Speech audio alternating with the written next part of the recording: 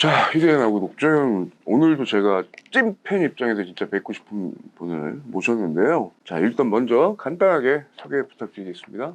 반갑습니다. 런던 고란이라고 합니다. 대한민국 경제 유튜브계의 유일한 반인 반수 캐릭터. 이렇게 소개해드리면 너무 좀 장난 같잖아. 좀 이따 진지한 얘기는 이제 할 게 많으니까 일단 간단히 소개해드렸습니다. 아니, 이렇게 편안하게 재밌게 하시니까 마치 직업이 뭔지 좀 헷갈리긴 하는데, 근데 어쨌든 채널 이름이 런던 고란이다 보니까, 그래도 저도 어느 정도는 알고 있지만, 이게 다 뭐 런던 정경대, 런던 오빠, 뭐, 그리고 현재 런던 고란이까지 이게 엮여서 온 거 아니겠습니까? 그렇습니다. 한번, 그럼 썰을 좀 한번 설명 좀 부탁드리겠습니다. 일단 저의 유튜브 첫 입문의 계기는 그 신사임당 알고 있죠. 주원규 PD, 예. 제 그 전 직장 이제 그 동료였는데, 네네네.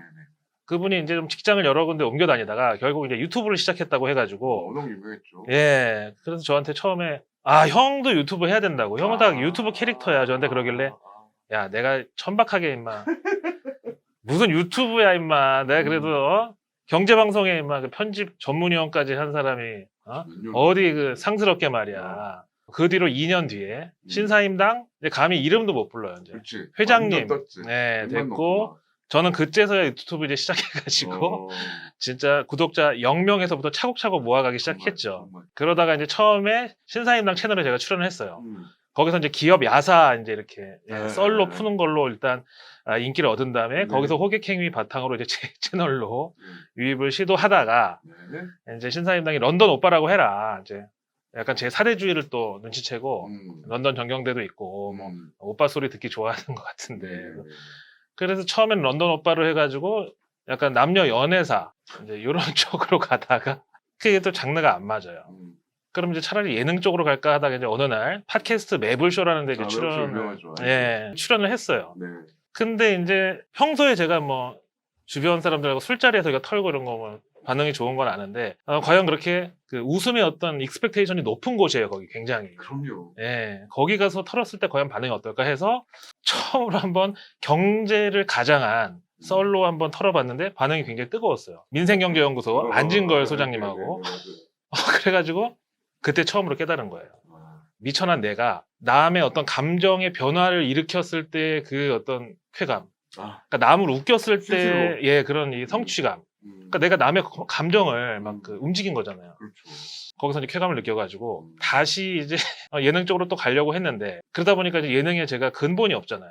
그렇다, 요즘에는 이제 정반합이다. 그래서 경제에다가 예능을 섞어서 하는데, 그러다 보니까 예능 쪽을 기대하고 제 채널 보시는 분들은 이게 재미가 없다. 그다음에 또 경제를 저한테 기대하고 전직 애널리스트고 저 사람은 구독자들한테 그 어떤 장사도 안 한대, 뭐 책도 안 팔고 유료 강의도 안 팔고 뭐 회원가입비도 안 받는데 정말 순수하게 경제 분석하는 사람을 해서 왔던 분들은 또 너무 가볍다.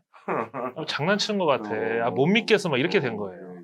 그러다 결국 이제 내일 뉴스 미리 보기라고 그 정부 부처나 아니면 기업들에서 이제 다음날 나올 이슈 같은 거를 오후에 미리 파악하잖아요. 그렇죠. 그래서 대한민국 상위 1% 정보 취급자들은 뭐 기업 회장님들이나 아니면 이제 고위 공직자 이런 분들은 항상 오후 4, 5시 정도 되면은 옛날로 치면 가판이라고 그러잖아요. 내일 나올 뉴스나 이슈들이 미리 책상 위에 올라옵니다.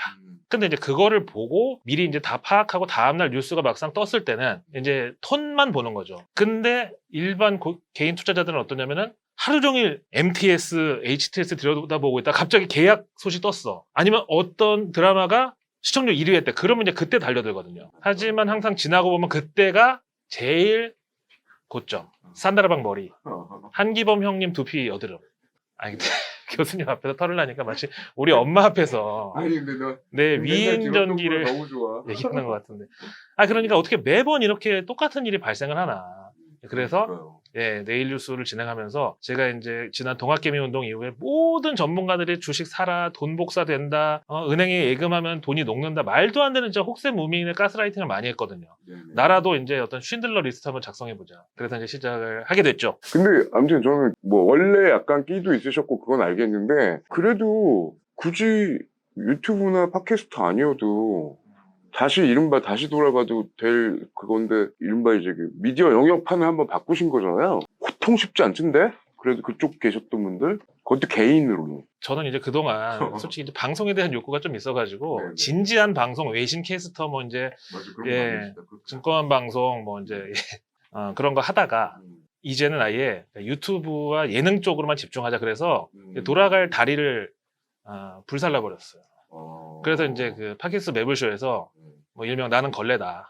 완전히 이제 더 이상 진지한 미디어를 할 수 없는 상태로 저를 만들어가지고 이제 배수의 진을 쳤는데 그래도 제가 이제 구독자 11만 5천 명에 비해서는 그래도 좀 네임밸류는 있어요. 왜냐면 신사임당 채널에서 장기로 활동했지, 뭐 매블쇼에서도 계속 활동하고 이러니까. 근데 구독자가 이제 뭐 생각보다 많지 않다. 왜냐하면 동학개미 운동 때 웬만한 그냥 주식 전문가나 아니면 이게 뭐 그런 분들 그리고 증권사 유튜브 이런 데 다 막 50만 100만 이랬었거든요. 맞아요.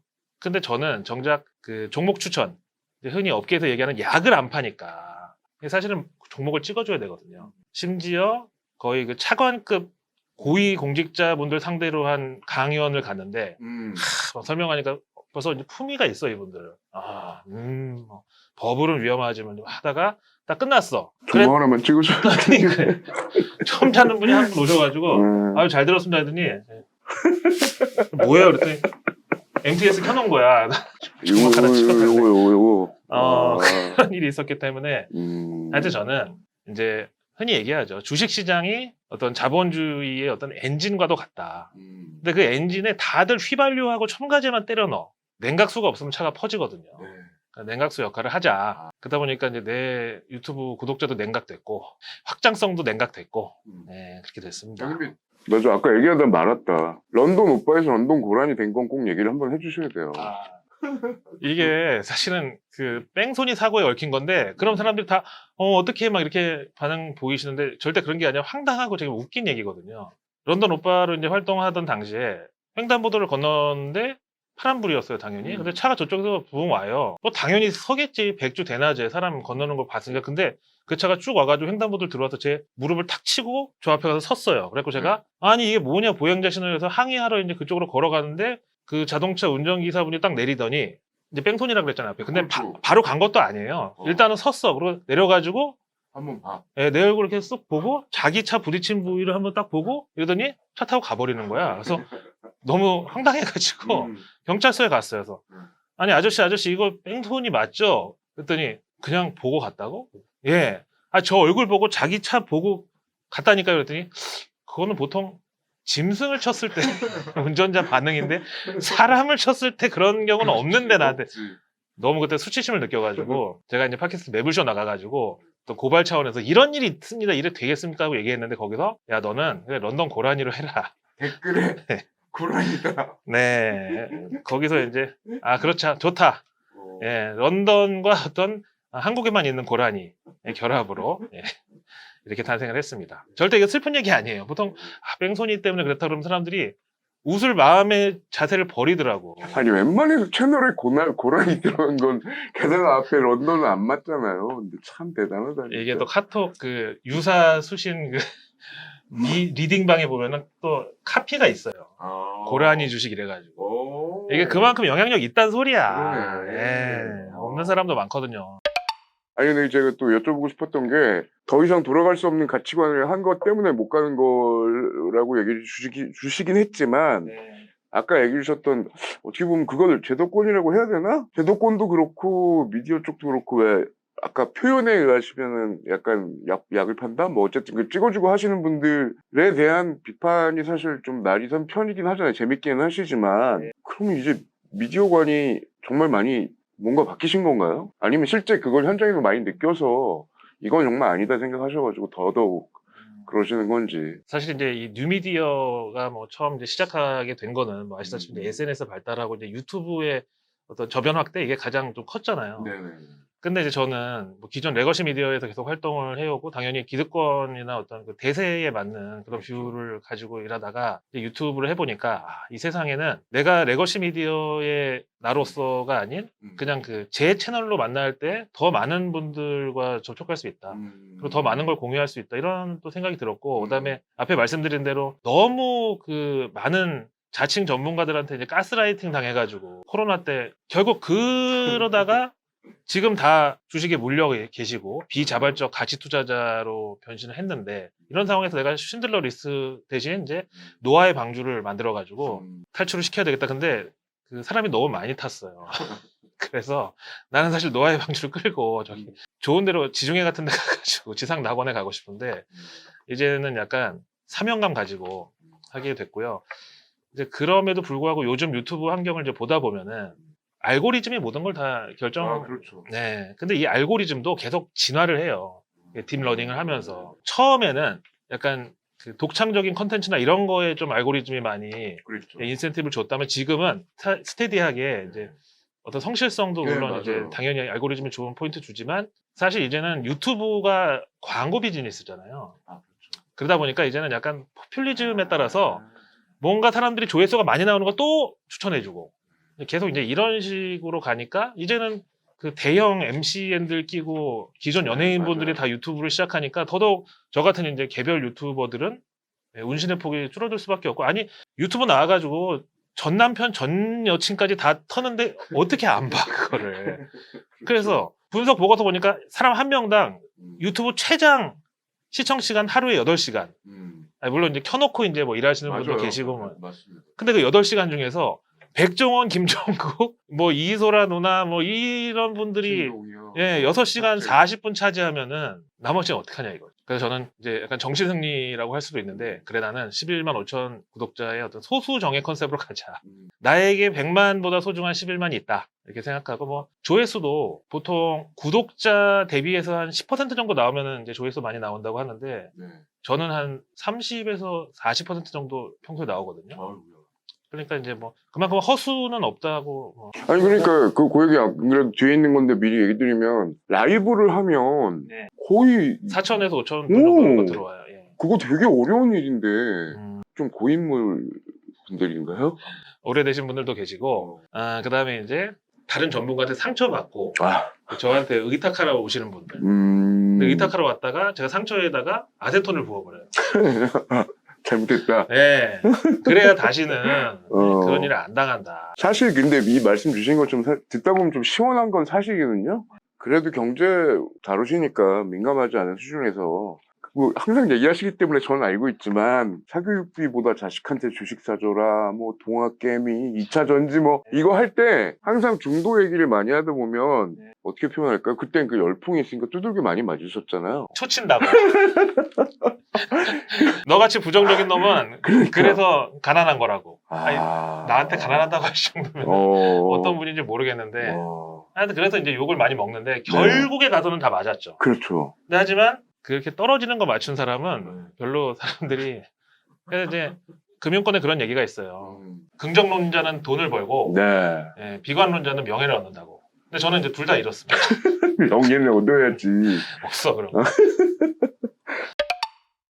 얘기 드리고 싶었던 게 어쨌든 금융 쪽이 꽤 오래 계셨잖아요. 전공 누구 쪽으로 하셨고 그러면 약간 예견된 것 같은데 사람들이 왜 그렇게 몰릴까요? 진짜로. 아니 무슨 지금 21세기에 정보도 막 넘쳐나는데 그러니까요. 왜 그럴까?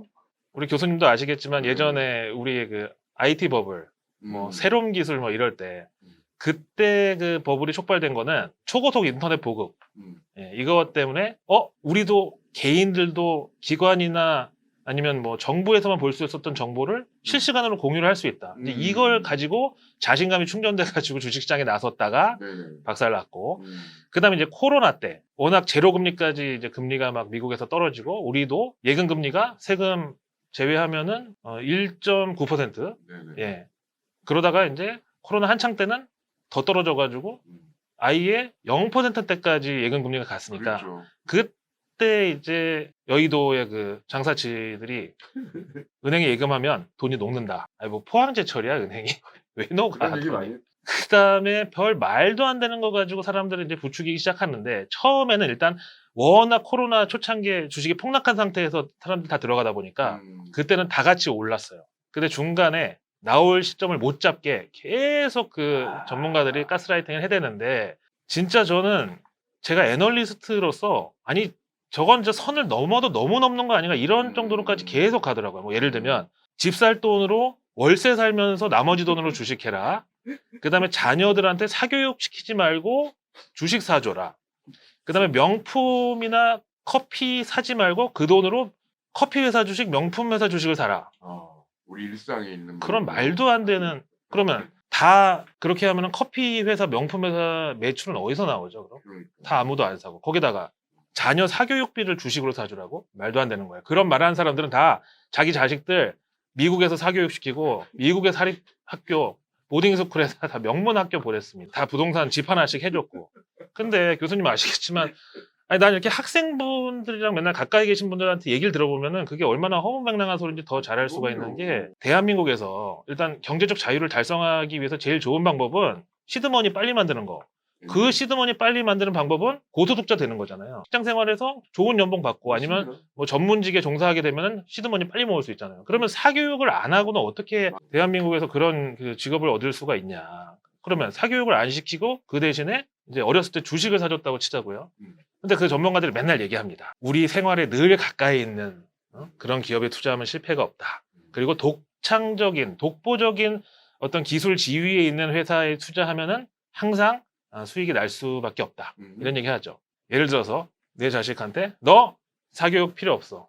너 딱 성인 됐을 때 아빠가 부자 만들어줄게. 그래서 초등학교 때 어떤 건설회사 주식을 사줬단 말이에요. 그 회사로 말할 것 같으면 80년대에 대한민국 지하철 1호선 처음 뚫었어. 경부고속도로 깔았어. 장충체육관 지었어. 이런 건설회사가 있습니다. 그래서 여기가 그때 당시 이제 우량주였어. 그래서 그 주식을 사줬죠. 왜냐? 모든 조건에 부합하는 거야. 그러니까. 평일날 1호선 지하철 타고 다녀. 주말에 장충체육관 가서 농구 대잔치 봐. 그렇죠. 명절이나 주말에 경부고속도로 타고 놀러 가. 그렇지. 이런 회사야. 최고. 주식을 사줬어. 그 회사가 그래서 90년대 초반에 주가 67만 원. 오늘 현재 1630원. 뭐야. 이거 만약에 자식이 완전히 거의 까막눈 수준이야. 사교육이고 뭐가 안 해가지고 애가 문맥만 겨우 벗어난 그런 정도인데 주식이라고 그런 거 남아있으면 이거 가족이 이거 붕괴되는 거예요. 이거 가정이 너무나 엄청난 그런 가스라이팅이 많았고 그래서 이제 그 하인 리의 법칙이라고요. 뭐 일명 1대 29대 300이라고 해서 일 하나에 큰 사고가 터지려면 300번의 좀 우연한 어떤 해프닝, 그 다음에 29번의 의미심장한 해프닝이 있고 그 다음에 꼭 한 번에 사고가 난다 이건데 그 300번에 이런 것도 다 들어가는 거예요 사실은. 정말 있을 수 없는 그런 말들이 너무 많이 오고 갔고 그런 거를 유튜브나 기존의 레거시 미디어 9시 뉴스에서까지 그런 사람 불러가지고 인터뷰 시켰으니까 그러다 결국은 동학 개미운동이라는 말까지 생겼는데 동학 농민운동을 만약에 제대로 아는 분이라면 동학 개미운동이라는 네이밍을 붙일 수가 없는 거예요. 저는 그래서 그때 당시에도 이미 동학 개미운동이라는 얘기가 나올 때 절대 여러분 거기에 휩쓸리지 마시라고. 네덜란드 튤립 버블 이후 최악의 버블 사례로 금융 역사에 남을 일이다 이거는. 그랬거든요. 동학 농민운동이 아시다시피 일본군하고 이제 우금치 전투에서 최종적으로 싸우고 이제 다 끝났는데 1, 2차 전투를 했을 때 일본군은 무라타 소총하고 캐틀린 기관총으로 싸우는데 우리 농민들은 호미, 가래 맞아요. 이런 거로 싸우니까 게임이 됩니까? 비유가 딱 적절하다 진짜. 전부 다 전투 나가는 즉시 다 몰살이었어. 맞아. 마지막 우금치 전투 때 다들 안 나가려고 했죠. 그러네. 근데 그때 일본 스파이도 아니야. 같은 관군 스파이가 나와가지고 농민들한테 부적을 나눠줍니다. 이거를 저고리 안에 붙이고 나가면 총알이 관통하거나 피해간다. 근데 거기 궁궁을르리라고 써 있었어 부적에. 근데 이제 그때 조선시대에 아무리 이제 문맹이 많아도 궁궁을르는 쉽잖아 이게. 네. 그냥 이거잖아 이거. 다들 이거 붙이고 나갔는데 어떻게 됐겠어요. 토탈 13만 명이 그때 몰살을 당해가지고 심지어 호남 쪽에는 농사 지을 사람이 없어서 한 3년 동안 흉년이 들어가지고 사람들이 굶어 죽고 난리가 났어요. 그 바로 궁궁을르리라는 부적이 이번 동학 개미운동에서 공부를 하면 누구나 주식 투자 잘할 수 있다. 가치 투자를 하면 괜찮다. 회사를 잘 아는 데 들어가면 좋다. 전문가의 말을 믿으면 된다. 이런 게 다 그 궁궁을르의 부적하고 똑같은 거예요. 진짜 말도 안 되는 일이 발생한 거예요. 그럴 때도 제가 계속 위험하다고 했을 때 사람들이 저를 조롱했죠. 저런 놈은 돈을 못 번다고. 하지만 누가 옳았습니까, 여러분? 배터리 법을 제가 얘기했죠. 네, 맞아요. 2차 전지. 네. 그것 때문에 뭐 고생도 많이 하신 것 같은데. 공도 다 하고 집 앞에 시위대 찾아오고 거기다 메일로 각종 협박 메일. 아이고야. 근데 저 이제 궁금한 거는 그 뭐 알겠어요. 그런데 그래서 항상 얘기하시는 그 유명한 한국 코리안 주식시장은 떨줍 올팔이다. 근데 이게 어떻게 보면은 무릎에 사서 어깨에 팔아라 같이 미션 임파서블 같은 얘기 같기도 해서 뭐라고 말하기 좀 그러네요. 어떻게 이 감을 잡아야 될지. 뭐 무릎에 사서 어깨에 팔아라 그 얘기도 있죠. 예를 들어서 어떤 주식을 보다가 쭉 떨어져. 이 정도면 무릎 같아. 샀어. 근데 학이야. 몸의 절반 이상이 무릎 밑에 있어. 그러다가 또 올라가는 주식이 있어서 샀는데 이 정도 올라왔으니 이제 어깨 같아. 팔았어. 근데 기린이야 또. 어깨가 여기 있어. 몸 위로 2배가 있어. 근데 아시죠? 아무리 수익을 냈어도 내가 팔고 나서 그 주식 계속 올라가면 그거 미쳐요, 살아. 근데 전 떨주 월팔의 기본은 뭐냐면은 일단 지금은 미국이 뭐 27년 만에 최고 금리를 유지하고는 있지만 그래도 유동성 환경은 좋단 말이죠. 이럴 때는 떨주 월팔이 항상 통합니다. 어느 날 이유도 없이 후쑥 떨어진다. 그래서 사람들이 다 비관적일 때 일단 떨줍을 해요. 떨어질 때 주소. 그러고 이제 좀만 있으면 결국 올라가요. 그럼 이제 사람들이 다시 보이기 시작해. 그때 팔라는 거죠. 그러니까 저가에 일단 사는 것까지는 좋은데 네. 코로나 때로 따지면은 삼성전자 앞에 4자 붙었을 때 사서 10만 전자 얘기가 막 나와. 그땐 팔아야 돼요. 얘기가 그런 거 나올 때 팔아야 된다고. 그렇습니다. 그때 96,800원 삼성전자 다 물려 있어. 진짜 그 96,800원은 다시 올지 안 올지도 정말 몰라요. 아무도 몰라요.